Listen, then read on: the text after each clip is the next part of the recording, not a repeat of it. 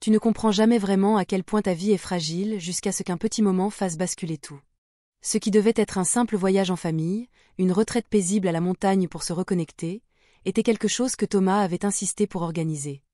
Il se souciait toujours des apparences, voulant nous présenter comme une famille parfaite et unifiée. Peu importe que notre mariage soit devenu plus une relation de type commercial qu'une connexion romantique, ou qu'Ethan, son fils d'un premier mariage, ait toujours été distant, ne m'acceptant jamais complètement comme sa belle-mère. J'avais accepté le voyage plus par habitude que par réel désir. C'était ce que je faisais, accepter, obéir, maintenir la paix. Mais la paix, ce n'est pas ce que j'ai trouvé ce week-end-là. Cela a commencé par une simple erreur, un malentendu concernant les réservations à la lodge. Thomas avait réservé les mauvaises dates pour nos chambres, nous laissant une de moins. Il a pris cela à la légère, suggérant qu'Ethan et moi partagions une chambre. Ce n'est que pour une nuit, avait-il dit, en écartant la question. Cette nuit-là, alors que je reposais à côté d'Ethan dans la lumière tamisée de notre chambre partagée, je me suis rendu compte de la fragilité de la dynamique familiale que nous avions construite. En y repensant, je me demande si c'était inévitable, si tout devait de toute façon s'effondrer un jour, ou si c'était cette nuit-là à la lodge qui a tout déclenché. Quoi qu'il en soit, les conséquences ont été bien plus loin que ce que j'aurais pu imaginer. C'est l'histoire de comment tout s'est effondré. Le trajet jusqu'à la lodge fut long et silencieux, ce genre de silence qui n'arrive que lorsque les gens n'ont plus grand-chose à se dire. Thomas conduisait, concentré sur la route devant lui, tandis que je m'assoyais à côté de lui, regardant par la fenêtre. Ethan était à l'arrière, ses écouteurs dans les oreilles, les yeux fixés sur son téléphone. Ce n'était pas nouveau. Nos voyages en famille avaient toujours été ainsi, 3 personnes se déplaçant séparément, ne se connectant jamais vraiment. Tu as pris les bottes de randonnée? Demanda Thomas, brisant le silence. Oui, répondis-je de manière plate. Il acquiesça, son attention déjà de retour sur la route. Ethan parla à peine pendant le trajet, il ne le faisait presque jamais, surtout avec moi. À 28 ans, il avait une attitude silencieuse et intense, ce qui te donnait l'impression qu'il cachait toujours quelque chose. Il avait les cheveux noirs de sa mère et des traits marqués, des rappels constants de la femme que Thomas avait aimée avant moi. Je ne lui en voulais pas pour cela. Sa mère était décédée quand il était encore adolescent, laissant un vide que personne, pas même Thomas, n'avait pu combler. Pourtant, il y avait une distance entre nous, une distance que nous n'avions guère essayé de combler. Lorsque nous arrivâmes à la lodge, le soleil se couchait, baignant les montagnes dans une lumière dorée. La lodge était pittoresque, rustique, mais charmante, nous rappelant les précédentes vacances en famille. Thomas s'enregistra tandis qu'Ethan et moi déchargeons la voiture. « Cet endroit est sympa », commenta Ethan en portant une valise sur le gravier. « Oui », répondis-je, surprise qu'il me parle. Il me jeta un coup d'œil avant de se tourner à nouveau vers la voiture. À l'intérieur de la lodge, l'atmosphère était chaleureuse et accueillante, avec des panneaux en bois et des meubles confortables, mais lorsque Thomas revint du comptoir, son expression me dit qu'il y avait un problème. « Il y a eu une erreur », dit-il en se passant la main dans les cheveux avec frustration. « Il n'y a que 2 chambres disponibles ce soir. La 3e ne sera prête que demain. » Je le regardai, réalisant ce que cela signifiait. « Et maintenant, que faisons-nous ? » « On va s'arranger, » dit-il brièvement. « Je prendrai une chambre, et toi et Ethan vous partagerez l'autre. » Un nœud se forma dans mon estomac, mais je ne dis rien. Thomas avait déjà tourné la page sur le problème, le rejetant comme un simple inconvénient. La chambre qu'Ethan et moi partagions était petite mais confortable, avec un lit queen size et une lampe chaude projetant une lueur douce sur la couette. L'odeur du pain flottait à travers la fenêtre ouverte. « C'est cosy, » dit Ethan, son ton neutre, en posant son sac. Je forçai un sourire. C'est juste pour une nuit. L'inconfort était immédiat. J'essayais de me distraire en défaisant mes bagages, en rangeant mes affaires dans la petite salle de bain pendant qu'Ethan manipulait son téléphone. À mesure que la nuit tombait, la tension dans la chambre était palpable. « Tu prends le lit », dit Ethan en se tenant près de la fenêtre. « Je peux dormir par terre. »« Ne sois pas ridicule », répondis-je en secouant la tête. « Le lit est assez grand pour nous 2. » Il hésita avant d'acquiescer. Je m'allongeai d'un côté du lit, fixant le plafond. Ethan s'allongea à côté de moi, respirant doucement. J'essayais de me convaincre que tout allait bien, que rien n'arriverait, mais au fond de moi, je savais que ce n'était pas le cas. Cette nuit-là, tout commença à se sentir différent. La chambre se calma et le bruit des grillons résonnait dehors. La lumière douce de la lampe projetait des ombres sur les murs, créant une atmosphère presque irréelle. Ethan était d'un côté du lit, scannant son téléphone tandis que je faisais semblant de lire un livre. Mais mon esprit n'y était pas. Le dîner avait été silencieux, comme la plupart de nos repas ensemble. Thomas parlait de son travail, racontant des anecdotes, tandis qu'Ethan et moi hochions la tête en silence. Aucun de nous n'était vraiment présent. Je ne savais pas quand la tension avait commencé, mais peut-être avait-elle toujours été là, un courant sous-jacent que j'avais ignoré pendant des années. Maintenant, il était impossible de l'ignorer. « Tu ne lis pas vraiment ça, si ?» demanda soudainement Ethan, brisant le silence. « Qu'est-ce qui te fait dire ça ?» Demandaje en essayant de parere détendu. Il sourit en posant son téléphone. « Tu es resté sur la même page depuis tout à l'heure. » Depuis les 20 dernières minutes, j'ai ri doucement, gêné. « Tu m'as eu, » dit Ethan en se déplaçant, et quelque chose dans sa posture semblait plus détendu que d'habitude. « Qu'est-ce qu'il y a ?» demanda-t-il. Je ne m'attendais pas à la question. « Rien », répondis-je rapidement, trop rapidement. Il haussait un sourcil, clairement pas convaincu. « Allez, Margaret, je te connais mieux que ça. » La façon dont il prononça mon nom fit battre mon cœur plus fort. Ce n'était pas le « belle maman » habituel ni le silence. C'était différent. Je soupirai, me penchant contre le dossier du lit. Je pense juste à la façon dont les choses étaient avant. Les voyages en famille, c'était amusant, non? Ethan hocha la tête, son visage se radoucissant. Oui, il l'était, quand c'était juste moi et papa, avant que je ne réalise à quel point tout était faux. Ces mots frappèrent fort, mais pas parce qu'il avait tort. J'ai essayé, dis-je doucement, d'arranger les choses, d'être quelqu'un sur qui toi et ton père pouviez compter. Je sais, répondit-il doucement, et je l'apprécie, même si je ne le dis pas toujours. Pour la première fois, il me sembla que les murs entre nous s'effondraient. Nous avons parlé pendant heures, partageant nos frustrations à propos de Thomas, évoquant de voyages tu Ethan avait fait avec sa mère. Elle était la colle, dit Ethan, sa voix remplie de nostalgie. Papa travaillait toujours, mais maman rendait tout complet. Je hochai la tête, le cœur lourd. C'est difficile de vivre à la hauteur de quelqu'un comme ça. Tu n'as pas à le faire, dit-il simplement. Nous tombâmes dans un silence confortable. Je éteignis la lampe, laissant la lumière de la lune se déverser dans la pièce.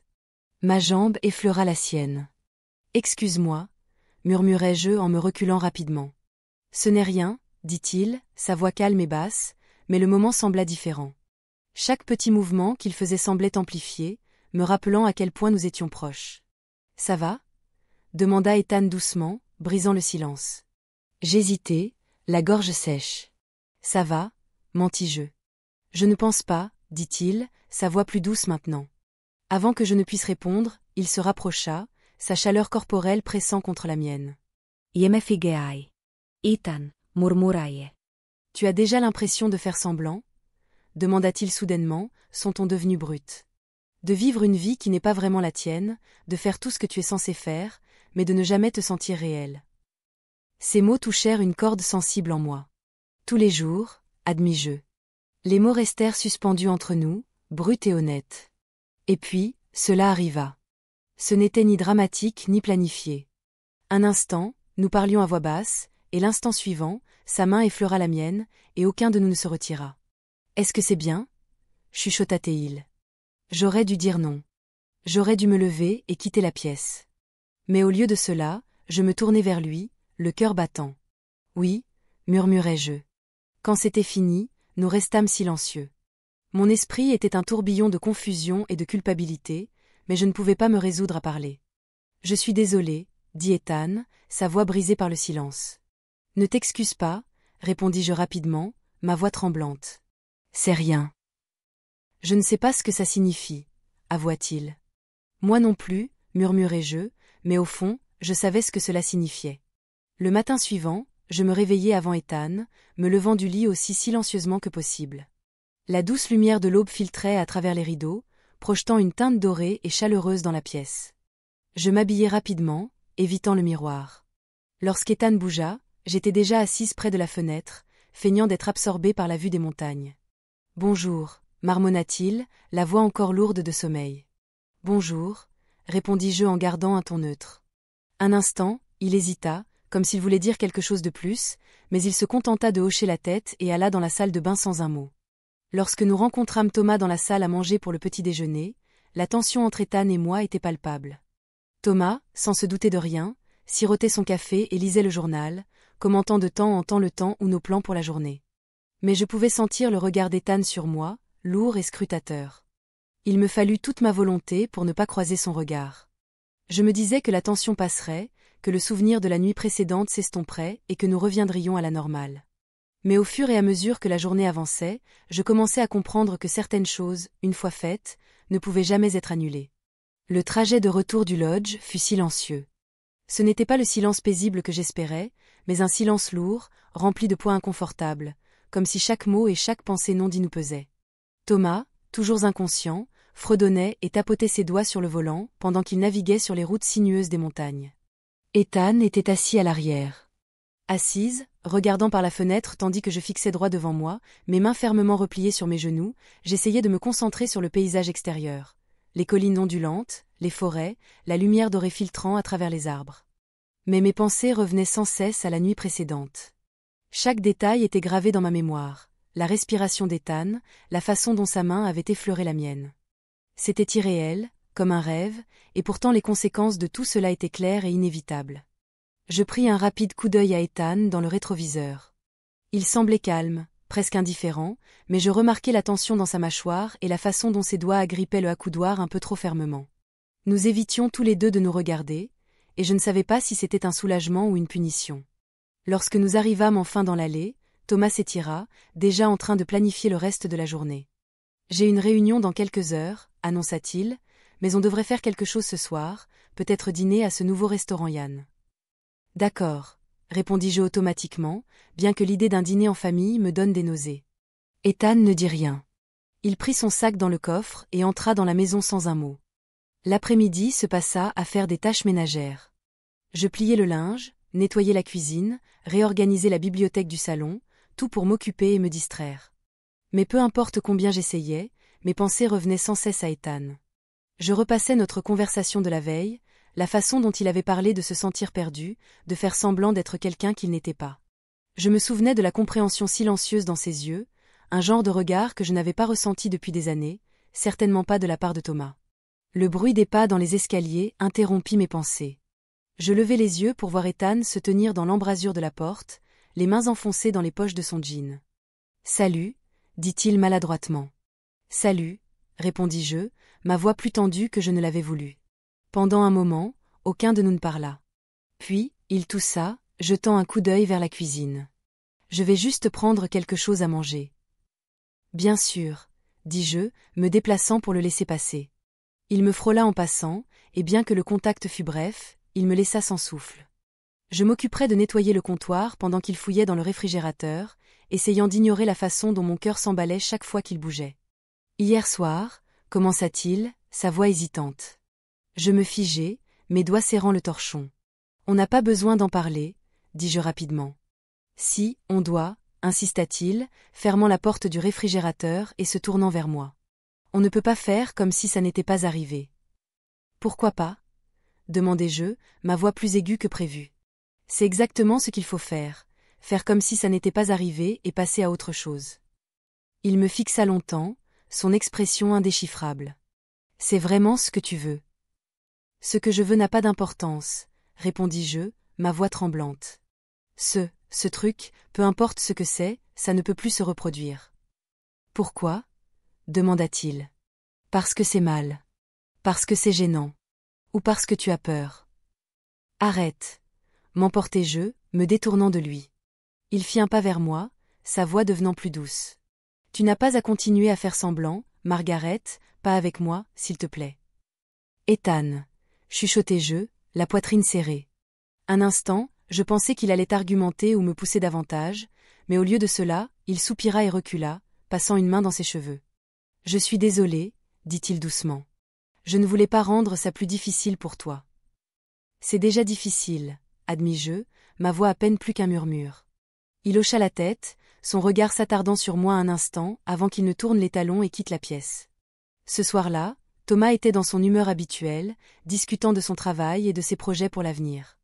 Ethan et moi, nous suivions, hochant la tête et souriant au bon moment, mais la tension était insupportable. À un moment donné, Thomas se tourna vers Ethan, l'expression curieuse. Tu as été silencieux aujourd'hui, tout va bien? Ouais, répondit Ethan rapidement, forçant un sourire. Juste fatigué du voyage. Thomas hocha la tête, apparemment satisfait de la réponse, et continua son repas. Mais je pouvais sentir le regard d'Ethan sur moi, lourd et scrutateur. Il me fallut toute ma volonté pour ne pas croiser ses yeux. Plus tard, cette nuit-là, après que Thomas se soit couché, je me retrouvai à arpenter le salon, mon esprit en ébullition. Je ne pouvais pas continuer à faire semblant que tout allait bien quand ce n'était clairement pas le cas. J'étais tellement absorbé par mes pensées que je n'entendis pas Ethan descendre les escaliers jusqu'à ce qu'il parle. « Tu n'arrives pas à dormir ?» demanda-t-il, sa voix basse. Je me retournai pour le voir dans l'embrasure de la porte, l'expression prudente. « Non » avouai-je à peine au-dessus d'un murmure. Il entra dans la pièce, les mains dans les poches. Moi non plus. Nous restâmes là, en silence, pendant un long moment, la tension non dite devenant de plus en plus lourde. Je ne sais pas quoi faire, dis-je enfin, ma voix tremblante. Moi non plus, admit-il, son regard baissé vers le sol. Mais je sais que je ne veux pas te perdre. Ces mots me frappèrent comme un coup, et je sentis ma poitrine se serrer. Ethan, on ne peut pas. Je sais, dit-il rapidement, sa voix remplie de douleur, mais cela ne veut pas dire que je peux simplement oublier cela, oublier toi. Je secouai la tête, les larmes piquant mes yeux. Ce n'est pas juste pour nous deux, je sais, répéta-t-il, sa voix se brisant. J'avais besoin de t'entendre le dire. Pendant un moment, aucun de nous ne parla. Puis il se leva, passant une main dans ses cheveux. Je vais aller me promener, dit-il, sa voix à peine audible. Sois prudente, murmurai-je, bien que les mots semblaient vides. Il hocha la tête, puis il partit, me laissant seul avec mes pensées. Cette nuit-là, je restai éveillé, fixant le plafond, tandis que Thomas dormait paisiblement à côté de moi. Je me sentais piégé, comme si la cage que j'avais moi-même construite s'était refermée autour de moi, et que je ne pouvais pas m'en échapper. Le matin suivant, Ethan était parti. Je trouvai le mot sur le comptoir de la cuisine, écrit de sa main désordonnée, « J'ai besoin de temps pour clarifier mes idées. Ne t'inquiète pas pour moi, je vais bien. J'ai juste besoin de réfléchir seul. » Les mots me frappèrent comme un coup au ventre. Je serrai le mot dans mes mains, les tremblements me prenant, la panique montant dans ma poitrine. « Qu'est-ce que c'est ?» demanda Thomas, entrant dans la cuisine avec son téléphone en main. « Ethan est parti, » dis-je, ma voix tremblante. Thomas fronça les sourcils et prit le mot de mes mains. « Qu'est-ce que ça veut dire? Où est-il allé? » Je ne sais pas, avouai-je, les larmes remplissant mes yeux.